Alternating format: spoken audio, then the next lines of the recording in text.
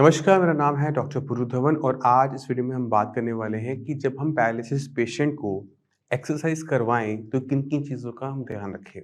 क्योंकि अगर हम ये चीज़ों को समझ जाते हैं, तो सबसे ज़्यादा फ़ायदा ही हमें ये होता है कि हम पैरालिसिस पेशेंट को एक सही एक्सरसाइज करवा पाते हैं, समझा पाते हैं और उसका मैक्सिमम आउटपुट ले पाते हैं। क्योंकि जब हम पैरालिसिस पेशेंट को एक्सरसाइज करवाते हैं, तो हमें लगता है कि हम हाथ-पैर की एक्सरसाइज करवा रहे हैं।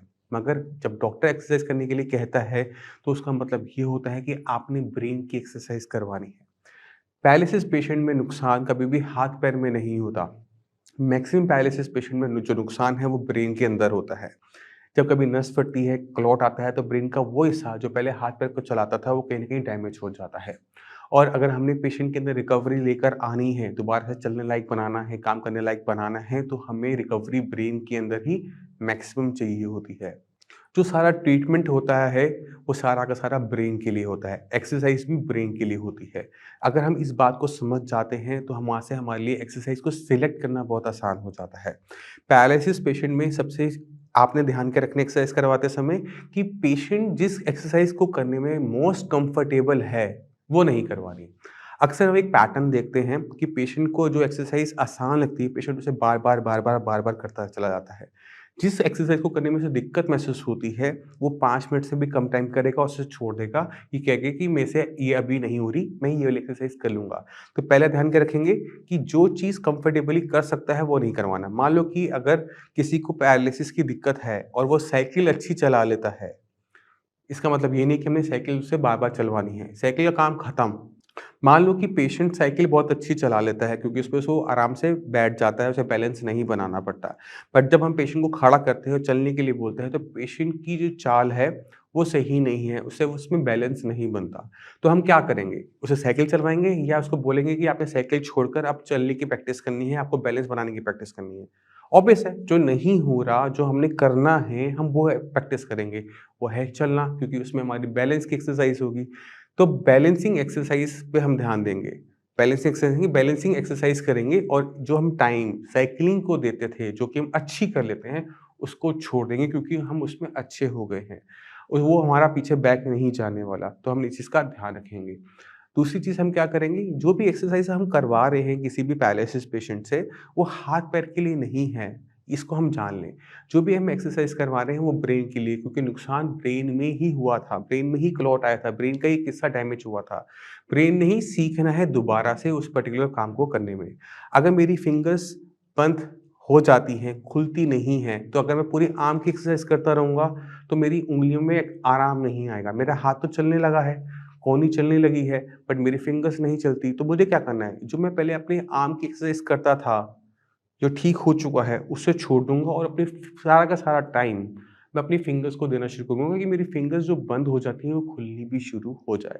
तो आपको टाइम मैनेजमेंट भी सीखना पड़ेगा एक्सरसाइज़ के साथ-साथ कि किस एक्सरसाइज़ को टाइम ज़्यादा देना है, किस एक्सरसाइज़ को टाइम कम देना है।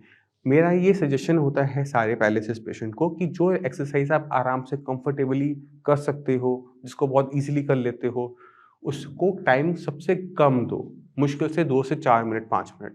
जो एक्सरसाइज़ करने में आपको सबसे ज़्यादा दिक्कत महसूस होती है, सबसे ज़्यादा दर्द महसूस होता है, सबसे ज़्यादा स्टिफ़नेस महसूस होती है, जिसमें आपको लगता है मैं गिर जाऊँगा, ये हो जाएगा, वो हो जाएगा, जिसको लेकर आपको फ़ोबिया है, उसको फ़ेस टू फ़ेस हैंडल करो। उसके सामने इतने स्ट्रॉन्ग होके खड़े हो जाओ कि वो जो एक्सरसाइज़ है वो छोटी लगने लगे।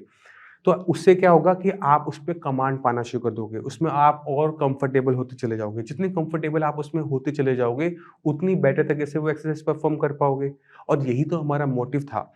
अगर एक पेशेंट को सही से चलने में दिक्कत हो रही है, तो हम उसको साइक्लिंग या स्विमिंग नहीं करवा सकते, उसको हमें वॉक ही करवानी पड़ेगी। अगर मेरे को ये वाली मूवमेंट में दिक्कत है कि मेरी ये हाथ स्टिफ़ रहता है, ये उठता नहीं है, मैं शोल्डर की जितनी मर्ज़ी एक्सरसाइज़ कर लूँ, क्या मेरा हाथ खुल जाएगा? नहीं खुलेगा, तो मुझे क्या करना पड़ेगा? एल्बो की एक्सरसाइज़ करनी पड़ेगी। मुझे कोशिश करनी पड़ेगी कि मेरा हाथ खुले। अगर मेरा हाथ नहीं खुल रहा, तो मैं इस पे लगा रहूँगा जब तक मेरा हाथ सीधा नहीं हो जाता। क्योंकि अगर ये सीधा नहीं होगा तो ये चलेगा नहीं हाथ, है ना? तो हमें अपनी जो लिमिटेशन है, जो एक पेशेंट को लिमिटेशन लग रही है एक्सरसाइज़ करने में, जहाँ उसे दिक्कत सबसे ज़्यादा महसूस होती है, उसी को मैक्सिमम टाइम देना होता है। तो अगर आप इस वीडियो को समझ गए होंगे तो 2 इम्पोर्टेंट चीज़ें हैं। पहली चीज़ कि जो भी हम एक्सरसाइज़ कर रहे हैं, वो हम अपने हाथ-पैर के लिए कम और अपने ब्रेन के लिए ज़्यादा कर रहे हैं। हम अपने ब्रेन को ट्रेन कर रहे हैं एक पर्टिकुलर मूवमेंट को कमांड लेने में। जिस एक्सरसाइज़ में हमें सबसे ज़्यादा दिक्कत, दर्द, स्टिफनेस महसूस होती है, जिसको करने में हमें सबसे ज़्यादा परेशानी होती है, उसी एक्सरसाइज़ को हमने सबसे ज़्यादा करना है, सबसे ज़्यादा टाइम देना है। तीसरी चीज़ आपने जो ध्यान रखनी है, जो मैंने पहले नहीं बताई है, कि एक्सरसाइज़ को करने में एक सीक्वेंस होता है। जब भी हम पैरालिसिस पेशेंट में रिकवरी देखते हैं, तो हम बड़े जॉइंट्स में, बड़ी जहाँ मसल्स ज़्यादा हैं, वहाँ पे रिकवरी फ़ास्ट देखने को मिलती है। तो अगर हमने किसी पेशेंट को रिकवर फ़ास्ट करवाना हो, तो हम एक सीक्वेंस को फ़ॉलो करते हैं कि पेशेंट की जो लेग्स हैं, वो पहले रिकवर हो जाएँ। क्योंकि अगर लेग्स रिकवर हो जाती है, तो पेशेंट अपनी एक जगह से दूसरी जगह जाने लायक बन जाता है। वो मार्केट जाने लायक बन जाता है, वो मंदिर जाने लायक बन जाता है, वो घर में आगे-पीछे होने लायक बन जाता है। उसका हर काम हमें बेड पे नहीं करना पड़ता। तो सबसे पहले काम आपने क्या करना है, अगर पैरालिसिस अभी-अभी हुआ है, पेशेंट नहीं चल पा रहा, नहीं खड़ा हो पा रहा, आज की तारीख में सारा का सारा फ़ोकस एक ही जगह डाल दो, वो है पेशेंट को चलाने में। क्योंकि अगर पेशेंट दोबारा से चलने लग गया, तो आपकी ज़िंदगी की आधी दिक्कतें खत्म हो जाती हैं। उसके बाद जब हमारी लेग में मूवमेंट आनी शुरू हो जाए, हम थोड़ा बहुत चलना शुरू कर दें, फिर हमारा फ़ोकस जाता है हमारे आर्म के ऊपर कि हमने आर्म की जो मूवमेंट है वो करवानी है। मगर इसमें भी ध्यान के रखना होता है कि जॉइंट है, हमारी जो रिकवरी स्टार्ट होगी, पहले होगी शोल्डर में, फिर होगी एल्बो में, फिर होगी रिस्ट में, उसके बाद होगी फिंगर्स में। ये इसी सीक्वेंस में होगा क्योंकि यहाँ पर हमारी मसल्स बड़ी होती हैं और नीचे आते-आते छोटी होती चली जाती हैं। तो जो बड़ी मसल्स होती हैं, उस पे कमांड लेना, उस पे दोबारा से मूवमेंट लेकर आना, उतना आसान काम होता है। और एक फ़ायदा क्या होता है कि जितनी भी हमारी बड़ी मसल्स होती हैं, उनमें फाइन मोटर स्किल्स नहीं होते। वो बहुत मोटा-मोटा काम करती है। शोल्डर का काम क्या है? ये इसमें देखो कितना मोटा काम है ना, बस इतना ही करता है, वो कुछ करता नहीं है। मगर फिंगर्स कितना फाइन है ना, आपकी सुई धागा डालना हो, सेफ्टी पिन खोलनी बंद करनी हो, ये सारे फाइन मोटर स्किल्स होते हैं और फाइन मोटर स्किल्स लाने में बहुत ज़्यादा टाइम लगता है और इसमें कंट्रोल बहुत ज़्यादा चाहिए होता है। ब्रेन का भी कंट्रोल चाहिए होता है, मसल का भी कंट्रोल चाहिए होता है।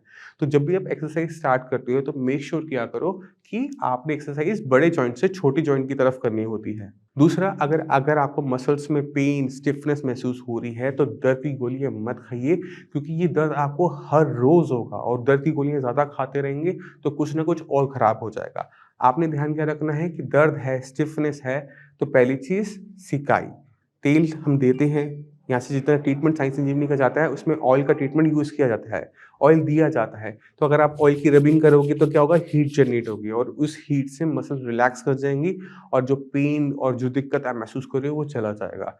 अगर आप इन चीज़ों को अपने माइंड में रख के किसी पेशेंट को एक्सरसाइज़ करवाओगे, तो आपको उसमें अच्छी रिकवरी देखने को मिलेगी। तो अगर ये सारी बातें अपने ब्रेन में रख के किसी पैरालिसिस पेशेंट से आप एक्सरसाइज़ करवाओगे, तो ऑब्वियस है उसको किसी और पेशेंट के कंपैरेटिव में ज़्यादा बेनिफिट देखने को मिलेगा। पर ध्यान क्या रखना है कि ब्रेन का ही ट्रीटमेंट है, ब्रेन की ही मेडिसिन है, ब्रेन की ही एक्सरसाइज़ है। हाथ-पैर को कोई चोट नहीं लगी, मांस नहीं फटा, हड्डी नहीं टूटी, जो दिक्कत है वो सारी की सारी ब्रेन की है। तो सब कुछ हम जो कर रहे हैं वो ब्रेन के लिए ही कर रहे होते हैं, ब्रेन को दोबारा से प्रोग्राम कर रहे होते हैं, उसे दोबारा से सिखा रहे होते हैं कि आपको दोबारा से काम करने लायक कैसे वो बनाएँ। मैं उम्मीद करता हूँ इस वीडियो से आप काफ़ी कुछ समझ गए कि पैरालिसिस पेशेंट को एक्सरसाइज़ करते समय किन चीज़ों का ध्यान रखना चाहिए। फिर भी माइंड में कोई भी डाउट हो, कुछ भी पूछना चाहते हो, डॉक्टर्स अवेलेबल हैं, मैं अवेलेबल हूँ, उनसे बात कीजिए और अपनी प्रॉब्लम को सॉल्व कीजिए परमानेंटली। इसके साथ चलने की आज्ञा दीजिए। नमस्कार।